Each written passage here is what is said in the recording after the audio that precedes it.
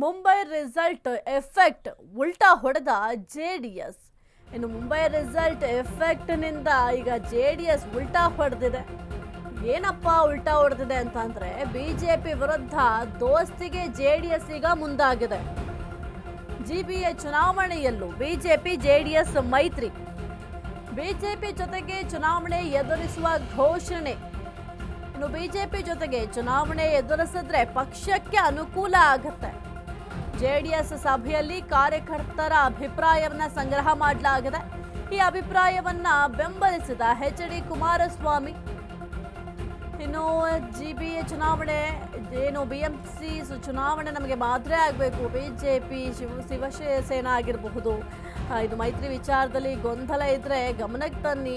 ಮೈತ್ರಿಗೆ ಧಕ್ಕೆಯಾಗುವ ರೀತಿ ಯಾರೂ ಕೂಡ ನಡ್ಕೋಬಾರ್ದು. ದಳ ನಾಯಕರಿಗೆ ದಳಪತಿಯಾಗಿರುವಂತಹ ಕುಮಾರಸ್ವಾಮಿ ಅವರು ಸೂಚನೆ ಕೊಟ್ಟಿದ್ದಾರೆ. ಮುಂಬೈ ರಿಸಲ್ಟ್ ಎಫೆಕ್ಟ್ ಸದ್ಯಕ್ಕೆ ಜೆಡಿಎಸ್ ಈಗ ಉಲ್ಟಾ ಹೊಡೆದಿದೆ. ಜಿಬಿಎ ಚುನಾವಣೆಯಲ್ಲೂ ಕೂಡ ಬಿಜೆಪಿ ಜೆಡಿಎಸ್ ಮೈತ್ರಿ ಮುಂದುವರಿಯುವ ಲಕ್ಷಣಗಳು ಕಾಣ್ತಾ ಇದೆ. ಇನ್ನು ಬಿಜೆಪಿ ಜೊತೆಗೆ ಚುನಾವಣೆಯನ್ನ ಎದುರಿಸುವ ಘೋಷಣೆಯನ್ನು ಕೂಡ ಮಾಡಿದ್ದಾರೆ.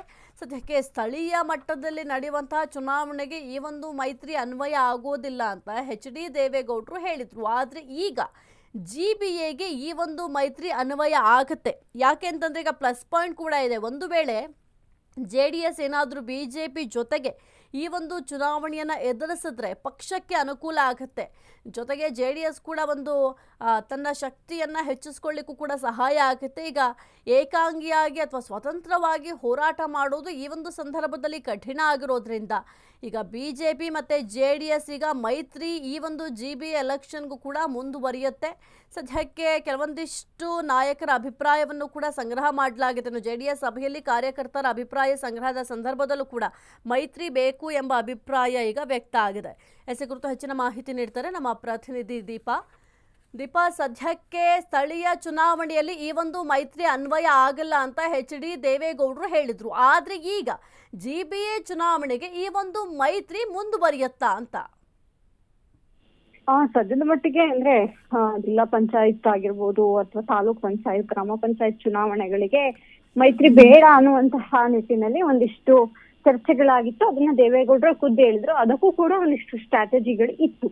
ಆದ್ರೆ ಇದೀಗ ಅದು ಬೇಡ ಅನ್ನುವಂತಹ ನಿಟ್ಟಿನಲ್ಲಿ ಅದು ಜಿಬಿಎಗೂ ಅನ್ವಯ ಆಗುತ್ತಾ ಅಂದ್ರೆ ಖಂಡಿತವಾಗಿಯೂ ಆಗಲ್ಲ ಅನ್ನುವಂತಹದ್ದು ಜೆಡಿಎಸ್ ವಲಯದಲ್ಲಿ ಕೇಳಿ ಬರ್ತಾ ಇರುವಂತಹ ಚರ್ಚೆ. ಯಾಕಂದ್ರೆ ಜಿಬಿಎ ಚುನಾವಣೆಗೆ ಇವರಿಬ್ರು ಒಂದಾದಾಗ ಮಾತ್ರ ಕಾಂಗ್ರೆಸ್ ಅನ್ನ ಮಣಿಸಬಹುದು ಅನ್ನುವಂತಹದ್ದು ಕೂಡ ಚರ್ಚೆಯಲ್ಲಿರೋ ವಿಚಾರ. ಹಾಗಾಗಿ ಸಹಜವಾಗಿ ಜಿಬಿಎ ಚುನಾವಣೆಗೆ ಮೈತ್ರಿ ಅಗತ್ಯ ಇದೆ ಅನ್ನುವಂತಹದ್ದು ನಾಯಕರುಗಳು ಚರ್ಚೆ ಮಾಡ್ಕೊಂಡಿರುವಂತಹ ವಿಚಾರ. ಆದ್ರೆ ಇಲ್ಲಿವರೆಗೂ ಕೂಡ ಅದನ್ನೇನು ಬಹಿರಂಗವಾಗಿ ಕೂಡ ಹೇಳಿಲ್ಲ ಅನ್ಸುತ್ತೆ. ಓಕೆ, ಥ್ಯಾಂಕ್ ಯು ದೀಪಾ ನಿಮ್ಮೆಲ್ಲ ಮಾಹಿತಿಗಾಗಿ.